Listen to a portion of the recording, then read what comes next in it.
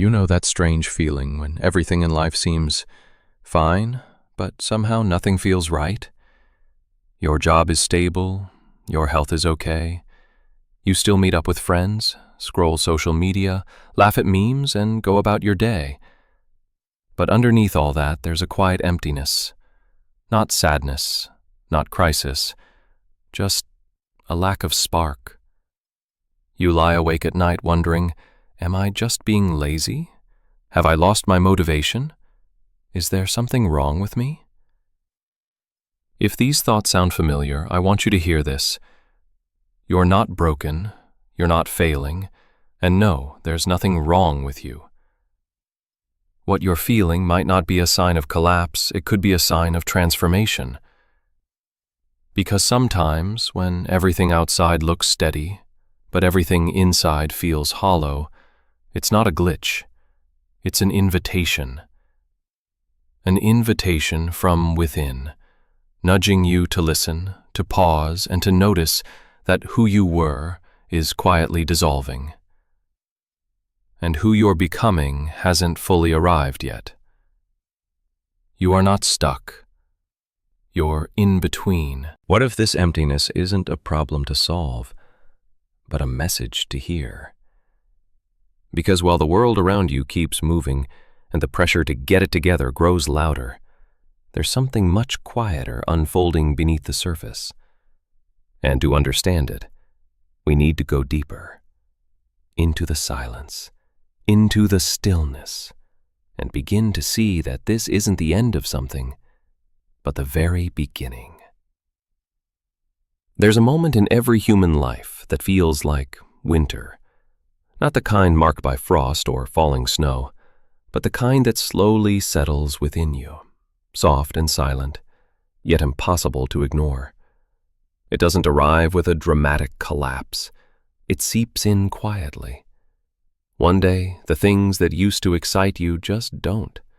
The songs you loved start sounding flat. The dreams you once chased now feel like tasks. You wake up and go through the motions, but something feels off. Not broken, just muted. And here's the confusing part. Nothing's really wrong. Your job may be stable. Your relationships might still be intact. From the outside, your life looks fine. But inside, you feel like a ghost of yourself, floating through familiar scenes without the emotional weight they once carried.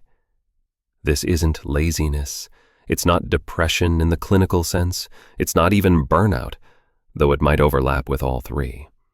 What you're feeling is something deeper, a kind of inner emptiness that isn't here to destroy you, but to signal that something within you is shifting. Carl Jung called this kind of experience a doorway, not into darkness, but into transformation. He described it as individuation, the process by which a person begins to shed old versions of themselves, allowing space for a more authentic identity to emerge. And like all meaningful change, it doesn't happen in the spotlight. It happens in the quiet, in the confusion, in the stillness that we usually try so hard to avoid. We live in a culture that glorifies clarity, confidence, and constant forward motion. We're taught to always have a plan, to stay productive, to define our purpose and pursue it with urgency. So when your inner world starts pulling away from that, when the path you were on no longer feels like yours, it's easy to interpret that as a failure. But what if the discomfort isn't a sign that you're falling behind? What if it's a sign that you're outgrowing who you used to be? Maybe you're not supposed to feel passionate about your job anymore, not because you're flaky or ungrateful, but because you've already extracted what you came there to learn. Maybe the reason your goals feel distant isn't that you've lost your ambition, but that your definition of success is evolving. Maybe the silence inside isn't empty, it's fertile. It's the space between what was and what's becoming. Think of nature. Winter always arrives before spring. And though everything looks barren, the trees stripped bare, the ground hard and still, life isn't dead. It's just gone underground. It's regrouping, restoring, reorganizing at the root level. And when the time is right, it resurfaces, not as a replica of the past, but as something renewed. So what if we treated this emotional winter the same way? What if, instead of panicking, you honored it? What if, instead of rushing to fix your lack of motivation, you allowed yourself to listen, not to external voices telling you to get it together, but to the quieter one inside, saying, something is changing, and it's okay not to know what yet. This space you're in, this weird, unshaped middle, might be the most honest part of your life so far. It's not polished. It doesn't look good on Instagram, but it's real. It's you, in transition. And while it's comforting to know that the season of stillness holds meaning, it doesn't always make living through it any easier. Because understanding the theory is one thing, feeling it in your bones is another. So before we talk about what to do with this emptiness, I want to share a moment from my own life. A winter I remember, where everything on the outside seemed fine, but inside, I was quietly falling apart. Not because I had failed, but because I was changing, and I didn't know how to name it yet. I want to tell you a story. Not a dramatic one, not a story with a sharp beginning or a cinematic ending, but one that lives in the quiet in-between. A season of my life that from the outside appeared completely fine, and yet, inside, felt like everything was quietly falling apart. It was a few years after graduation. I had landed a job that, if I were being honest, checked all the right boxes. It paid well, had growth potential, and gave me the kind of structure that most people would be relieved to have. I had friends who cared about me. I had a decent apartment, a daily routine, a gym schedule, everything was in place. And still, I felt completely lost. At first, I couldn't name it. There wasn't a single moment of collapse or breakdown. It was more like a subtle fading, a gradual dulling of colors. The excitement I used to feel when starting new projects turned into indifference. The conversations that once energized me began to feel hollow. Even weekends, which used to feel like escape, started to feel like empty pauses between two blocks of noise. I told myself it was just a phase. Maybe I'm just tired. Maybe I need a change of scenery. So I changed up my routine. I traveled a bit. I started waking up earlier, meditating, journaling, even cutting out caffeine for a while. You know, all the things the internet tells you to do when you feel off. But nothing touched it. The emptiness stayed, and what made it worse was the shame. Because from the outside, my life looked fine. There was no crisis to point to. I hadn't failed at anything. I wasn't grieving or heartbroken or spiraling. So what right did I have to feel so disconnected? I started to turn inward, not in a reflective way, but in a retreating kind of way. I withdrew, not dramatically, but gradually. I went out less. I gave shorter answers in conversations.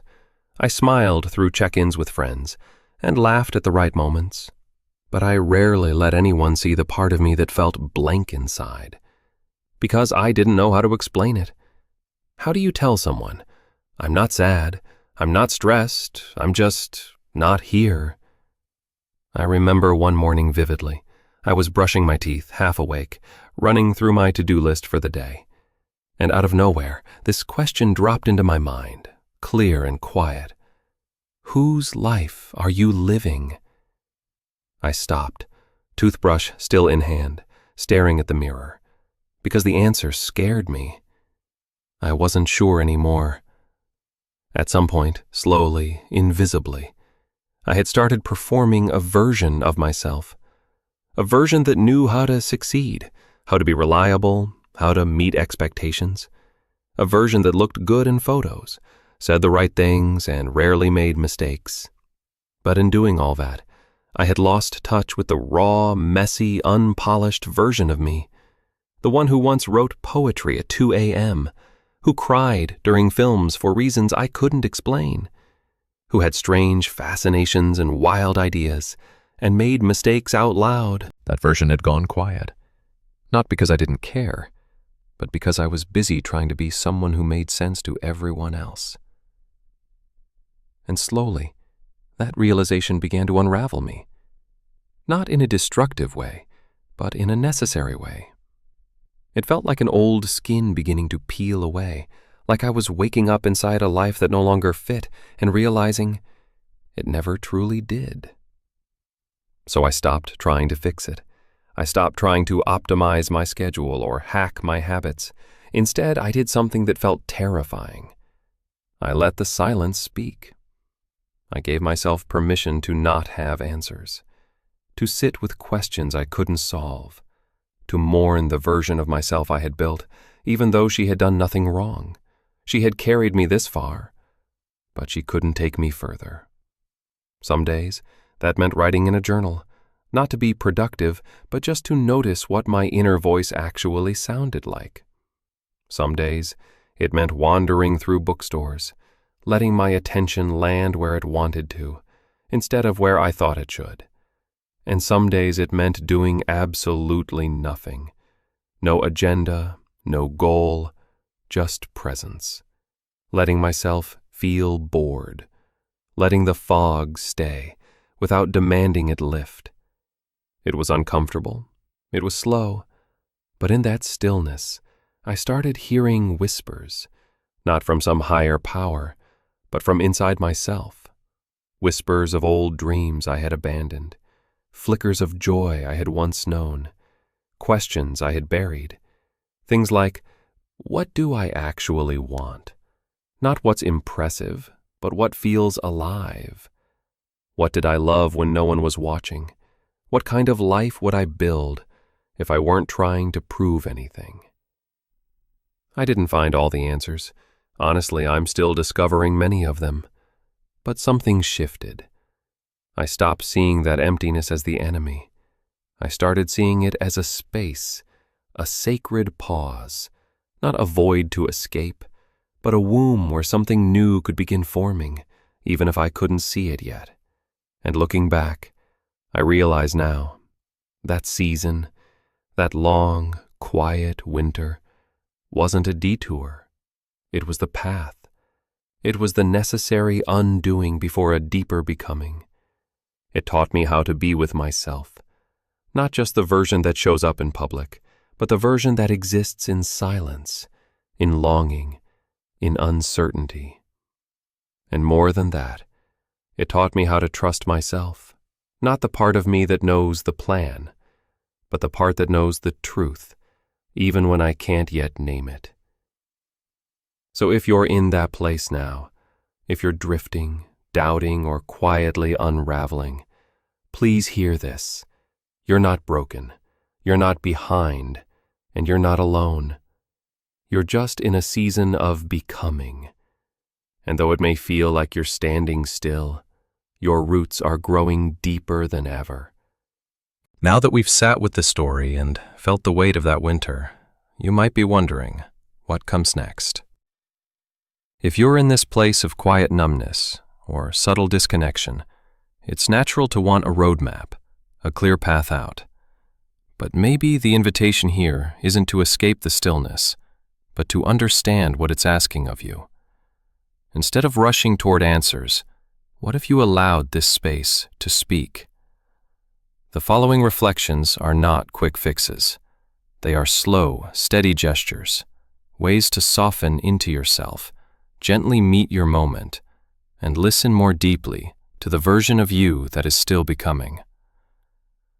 One of the most honest ways to meet yourself during this time is through writing, but not the polished public kind. You might begin a gentle journaling practice where your only goal is presence. Set aside 5 or 10 quiet minutes each day and let your hand move across the page without needing your words to make sense. Let your thoughts be incomplete your questions unresolved. What matters is not clarity, but contact, with a quieter voice inside that has waited to be heard. Journaling in these moments is less about reflection and more about permission. It's where you let yourself be confused, directionless, even incoherent, because those too are valid states of being. You are not documenting answers. You are creating a space where truth doesn't need to be edited before it is allowed to exist. Sometimes, when you're feeling disconnected, it's helpful to remember what once brought you to life. You can begin this by creating what I call a spark list, a quiet inventory of moments that once made you feel fully awake in your body, even if they were small or fleeting. Maybe it was the joy of cooking with your hands, or the rush of laughing with someone who made you feel safe. These moments aren't just memories. They are markers of what you value at your core. Writing them down is not about forcing passion to return, but about remembering the texture of joy and what it once felt like to care deeply. And what you may find when you make this list is that your sparks are rarely tied to achievement or recognition. They live in simplicity, in solitude, in play, in curiosity, in awe. These are not goals to pursue, but reminders of who you've always been underneath the layers of expectation. Another profound shift happens when you allow yourself to pause, fully, intentionally, without distraction. This is not about zoning out or numbing, but about choosing to be present without productivity.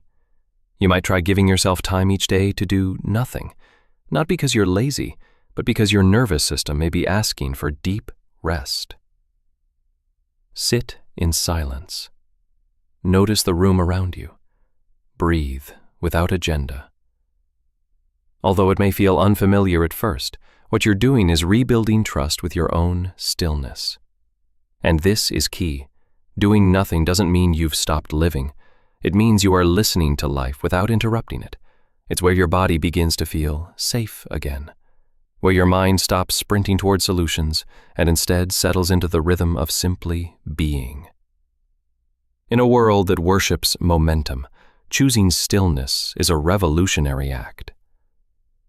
As you move through this quiet season, it's important to remember that emotional change rarely happens in straight lines. You are moving through an inner season, one that doesn't obey the calendar and that might shift slowly and unevenly. Some days you may feel like yourself again, and other days you might wonder if you're slipping backward. This is not failure. This is the rhythm of becoming. The more you allow your emotional weather to change without judgment, the more grace you create for your own growth. Think of yourself like a tree in winter. Nothing seems to be happening above ground, but beneath the bark, the roots are expanding. Energy is being preserved. Growth is taking on a quieter shape, one that the world can't yet see, but that is no less real. When the structure of your identity starts dissolving, small rituals can become anchors. You might find it helpful to return to tiny acts of meaning, things that offer you a sense of home, however quiet. This could be making tea each morning, playing a song from your past, or sitting near a window as the light changes. These actions, though simple, have the power to remind you that not everything has to make sense to be sacred. Sometimes a familiar rhythm is enough to carry you through. Rituals remind your system that there is something you can count on, that even when your inner world feels like shifting sand, you can still light a candle and watch it burn. You can still wash a cup by hand. These are not distractions. They are grounding threads in a moment when meaning feels slippery. And when the voice inside turns critical, as it often does in times of uncertainty, the most radical act is to speak with gentleness.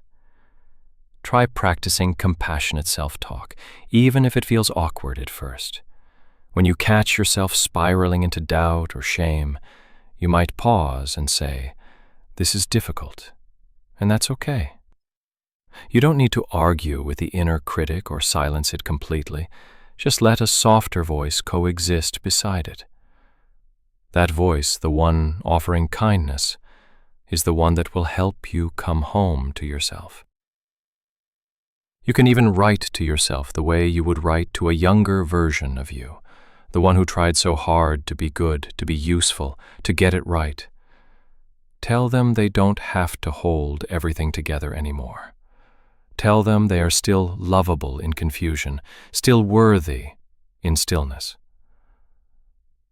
Even though much of this journey is internal, it doesn't mean you have to walk it alone.